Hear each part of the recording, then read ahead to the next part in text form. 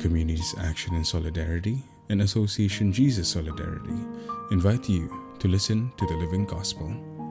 Today, December 16, in the beginning of Simbang Gabi, let us meditate on the Gospel according to Matthew chapter 17, verses 10 to 13, with commentary from Father Patsy Lloydie in the voice of Kyle Del Rosario. Proclamation of the Holy Gospel according to St. Matthew. The disciples asked Jesus, "Why then do the scribes say that Elijah must come first?" He said in reply, "Elijah will indeed come and restore all things. But I tell you that Elijah has already come, and they did not recognize him, but did to him whatever they pleased. So also will the Son of Man suffer at their hands." Then the disciples understood that he was speaking to them of John the Baptist. The word of the Lord. Father Patsy's commentary. Dear friends, in Matthew chapter 11, verse 14, Jesus had already said that John the Baptist was Elijah. Today's text repeats it. We know that Elijah was taken by a chariot of fire. A belief about him said that he had not died and that he would return in the hard days of the end times to encourage the people and prepare the way for the glorious Lord. This passage is the immediate continuation of the story of the Transfiguration. In that story, first Moses, then Elijah accompanied Jesus. Then the two disappeared. Only Jesus was left.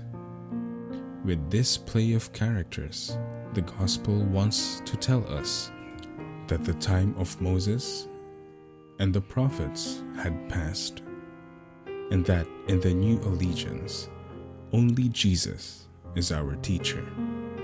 It is addressed first of all to the disciples of Jesus, who saw in him something very special that attracted them. But their Jewish conception of a glorious and triumphant Messiah prevented them from accepting Jesus, who was neither glorious nor triumphant.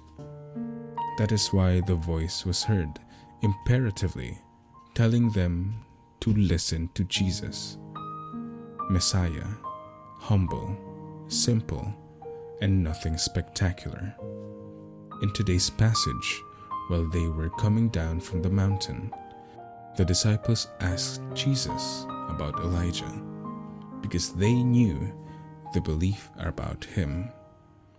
And as we announced at the beginning of the commentary, Jesus had already informed them previously that Elijah, the one who was to return at the end, was actually John the Baptist, but he was not recognized and was mistreated, and that the same thing was going to happen to Jesus. The text adds that then they understood that Jesus was speaking to them about John the Baptist. Let us remember that we are on Advent, and for this reason, the figure of the Baptist appears in the Gospel today. There are three great characters of Advent: Isaiah, John the Baptist, and the Most Holy Mary, the Mother of Jesus. The three belong to the first alliance and represent the living expectation of the Messiah that nourished the religious life of the Jewish people. Mary also belongs to the new allegiance since she joined the group of the first disciples, as Luke tells us in the Acts of the Apostles. Advent is a time of preparation for the birth of Jesus, but Jesus has already come. What we are going to celebrate is the memory or commemoration of his coming. This commemoration is an occasion of God's grace. Let us therefore prepare for Christmas as convinced and converted Christians, not with excess in food and drink and other great expenses without the Christian spirit, but by generously sharing what we have with our poor sisters and brothers. Prayer. My future Christmas. I have dreamed of you, Jesus, and your Christmas. Although there were many of us, I have been able to hug everyone. Here's a curious thing.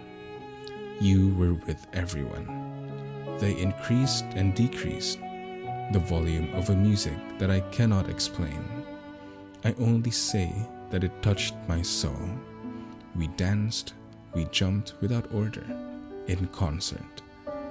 With dance and music, one lost the senses. I'm falling, but I never fell. It was all whole. I can't understand it.